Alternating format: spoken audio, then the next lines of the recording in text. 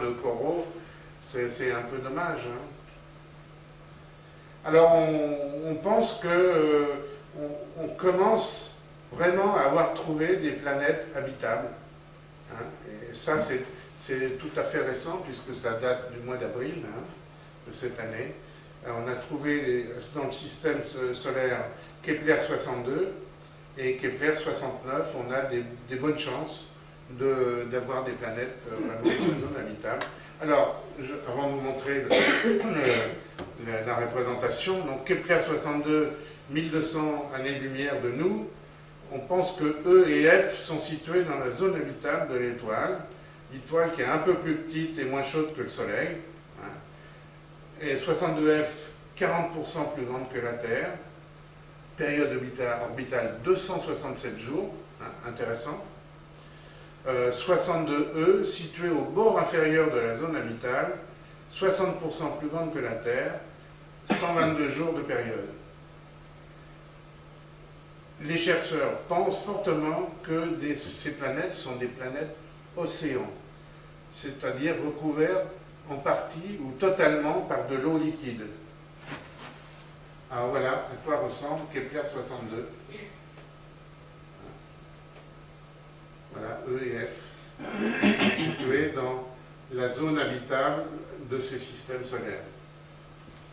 Maintenant, le système Kepler 69, situé à 2700 années-lumière, là, il n'y a qu'un seul candidat, c'est 69C, un peu plus grande que la Terre, et situé aussi dans la zone habitable, 224 jours de période, c'est aussi intéressant.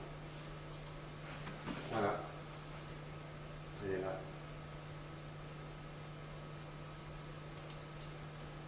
Et voilà donc les dernières découvertes de Kepler,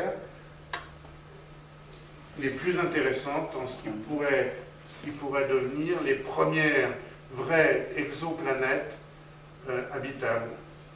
Alors évidemment, on va procéder à d'autres analyses, mais vous voyez que c'est par rapport à la Terre, donc c'est un peu plus grand, donc c'est plutôt favorable pour la gravité, hein, et on pense qu'elles ont toutes de l'eau. Voilà, représentation de ces découvertes, donc 62B ici, enfin système Kepler 62 et Kepler 69. Kepler 69 est autour d'une étoile un peu similaire au Soleil, alors que Kepler 62 c'est une naine rouge. Alors les projets futurs, il n'y a malheureusement pas d'énormément de projets à ce jour.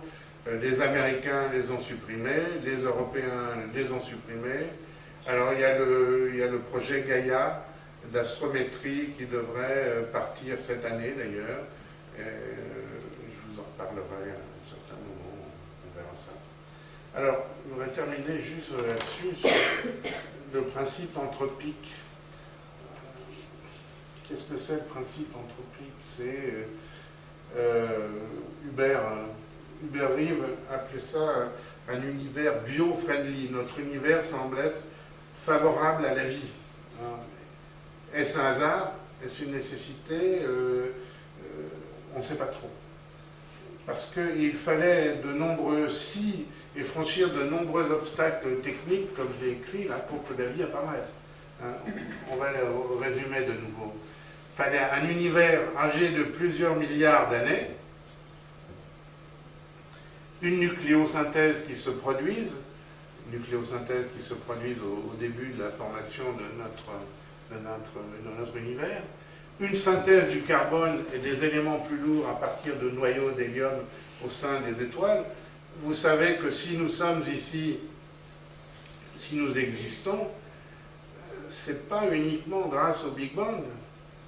Le Big Bang a créé l'hydrogène, l'hélium, le carbone à la limite. Mais après, dans nos corps à nous, il y a d'autres composants, il y a du fer, il y a du titane, il y a du plomb, hein, il y a de l'étain, des corps lourds. Et ces corps lourds n'ont été formés et apportés que par des étoiles massives qui ont explosé en supernova. On est, comme je dis toujours, on est les enfants de supernova. Il n'y aurait pas eu d'étoiles massives, nous n'existerions pas, au moins sous cette forme. Hein. Donc vive les supernovas. Hein. Donc il fallait que ça se produise aussi. Aussi un autre argument important, c'est qu'il faut un ajustement très fin des paramètres cosmologiques.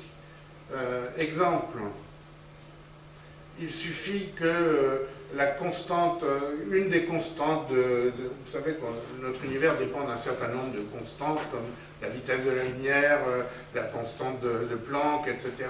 Il suffit qu'une de ces variables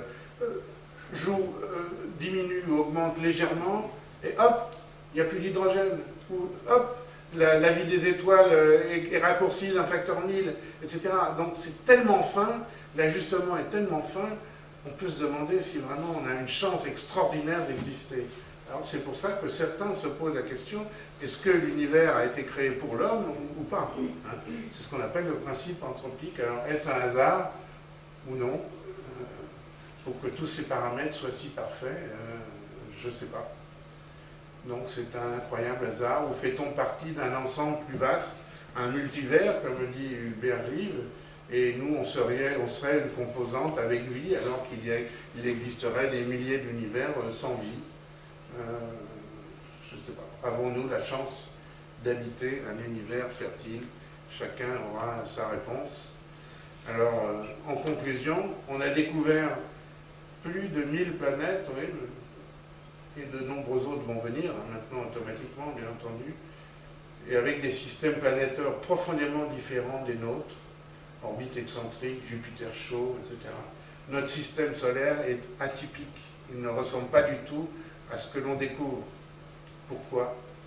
Est-ce la condition pour qu'une vie existe? Je ne sais rien, je vous laisse méditer cela. À quand les réponses, eh ben, on vous tiendra au courant. Non, je sais pas. Voilà. Ben, merci. Si vous avez des questions, je suis prêt à y répondre.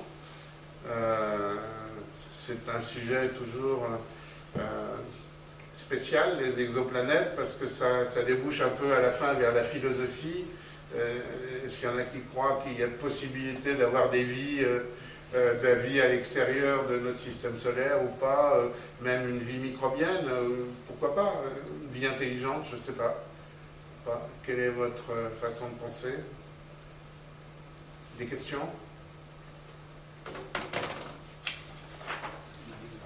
Sinon, je vous propose pour la dernière conférence de la série, le 28 juin, donc c'est dans un mois. Alors là, j'ai voulu faire quelque chose qui est à cheval entre l'histoire, l'astronomie, l'astronautique. On va voir les anciens qui ont des cheveux blancs, je vois qu'il y en a quelques-uns dans la salle. On va parler de notre jeunesse, on va parler de la genèse de l'astronautique, de la conquête spatiale, et on va voir de tous les secrets de la conquête spatiale. Alors ça va être passionnant, ça. Von Braun, j'ai appelé ça Von Braun contre Korolev. Vous savez, Von Braun qui travaillait pour les Américains, Korolev qui travaillait pour les Russes, et on s'est fait une guerre astronautique par intermédiaire de ces deux génies. Et d'ailleurs, je vous signale que nos amis américains sont tout à fait incapables de retourner sur la Lune parce qu'il leur manque un Von Braun, il leur manque la fusée de Von Braun, il leur manque tellement la fusée de Von Braun qu'ils vont la reconstruire. Voilà. Bon, ben, bonne soirée.